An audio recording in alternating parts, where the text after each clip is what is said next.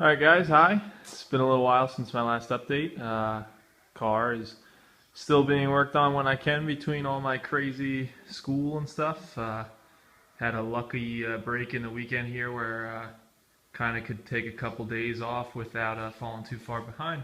So I can show you guys some of the updates that I've done since our last talk. Let's see. If you didn't see, I have cut and rotated my thermostat housing down there, and most recently I welded in a 1/8 MPT bung in there. It's a little close to the serpentine belt. I don't know if you can quite see that, and so hopefully that won't ever catch and kick it. If not, I'll have to cut that back out and rotate it. Other than that, not much has changed. You know, I fixed some leaks and got a new thermostat gasket. Biggest change here is the throttle cable bracket that you can see here.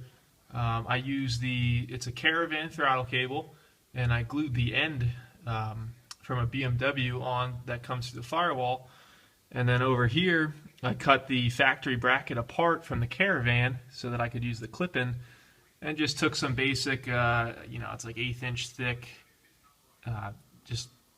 metal stock, cut it apart, and bolted the two existing things. Also, you can see this bolt right here.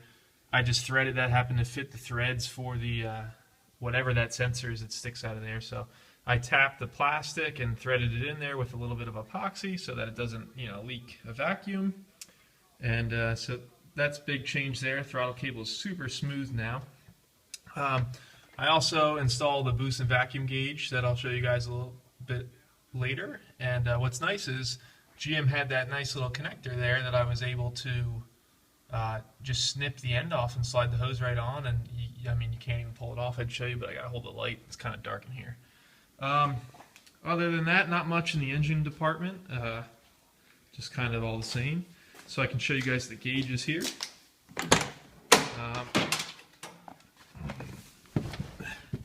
So I bought the Summit 4-in-1 guide just because I was going to have it mounted on as a pillar gauge kind of thing, just so that I could get by. And then I ended up putting the fuel cell in, and eventually this thing's going to be turbocharged, so I got a boost gauge. And I figured, you know what, I'm not going to have all these standalone gauges and then have all these dead gauges in the dash. So today I was able to kind of mess around and get these to fit in there. They're not perfect. You can kind of see the gap between the fuel and boost gauge on the side, and maybe eventually I'll crack that back open and fill it in, but it doesn't really bother me much. The speedometer doesn't work, but in Pennsylvania, you have to have the state inspection thing, and for right now the mileage is different than my past inspection, so that's not an issue at the moment. And I plan on getting like an odometer, speedometer, odometer gauge over the summer here. And then, I have my switch panel here that you guys have seen before in Matt's videos and my other videos when I crank it up. And I wired to this auxiliary switch here.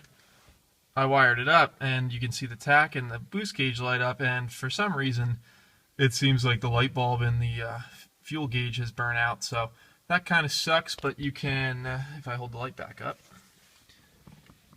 you can see that the fuel level gauge is working, just a little bit shy of a quarter tank in there, which is good.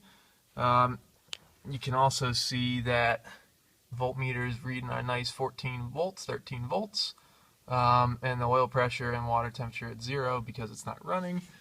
And if I fire it up here, with our standard race car push button here,